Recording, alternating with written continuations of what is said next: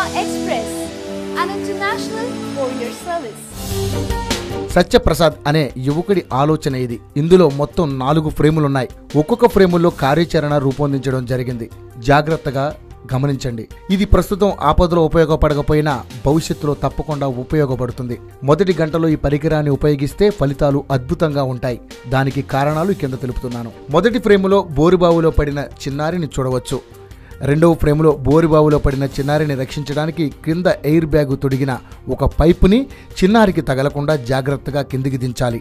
ఈ క్రమంలో air bag చిన్నారికి అడ్డు కాకుండా ఉండేందుకు ఆ పైపు లోపల నుంచి ఒక సన్నని ఇనుప రాడుని ఎయిర్ బ్యాగ్ లోపలి వరకు పోనించి దించాలి. అప్పుడు ఎయిర్ బ్యాగ్ పొడవుగా సాగి పైపులాగా సన్నగా అవుతుంది. ఇక మూడో ఫ్రేమ్లో మనం గమనిస్తే ఇప్పుడు మనం రాడ్డు తీసివేయడాన్ని గమనించవచ్చు. ఆ తర్వాత పై భాగం మూసివేసి పక్కనున్న ఎయిర్ ఫిల్లింగ్ గొట్టం ద్వారా గాలిని ఏదైనా యంత్రంతో పంపించాలి. ఈ క్రమంలో ఎయిర్ ఎంత పంపితే కింద బ్యాగులో సరిపోతుందో ముందే నిర్ధారించుకోవాలి. అలా ఆ గొట్టం ద్వారా గాలిని పంపించి దానిని లాక్ చేయాలి. ఇప్పుడు పైపులో మరియు కింద బ్యాగులో ఎయిర్ లాక్ అవుతుంది. ఇక ఎయిర్ లాక్ అయిన తర్వాత నెమ్మదిగా ఆ పైపును పైకి లాగాలి. ఈ క్రమంలో ఎయిర్ బ్యాగ్ పైన పాప ఉండడంతో బ్యాగుతో పాటు పాప కూడా నెమ్మదిగా పైకి వస్తుంది. ఈ క్రమంలో పైపుకు నైట్ విజన్ కెమెరా అమరిస్తే పాప కదలికలను కూడా మనము గమనిస్తూ నెమ్మదిగా క్షేమంగా పాపను బయటకు తీయవచ్చు. ఇక్కడ ఎయిర్ బ్యాగ్ నాణ్యత విషయంలో జాగ్రత్త వహించాలి.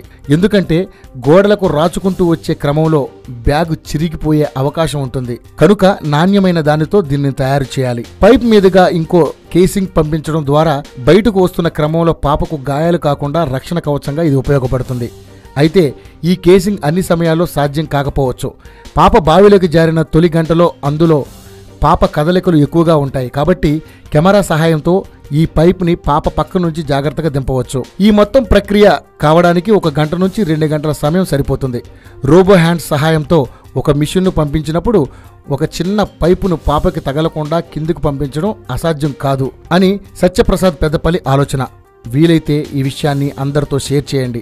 ఎవరి చేతుల్లో రూపుదిద్దుకున్న పసిపిల్లల ప్రాణాలు నిలిపి తల్లిదండ్రులకు శోకం మిగల్చకుండా ఉపయోగపడితే చాలు.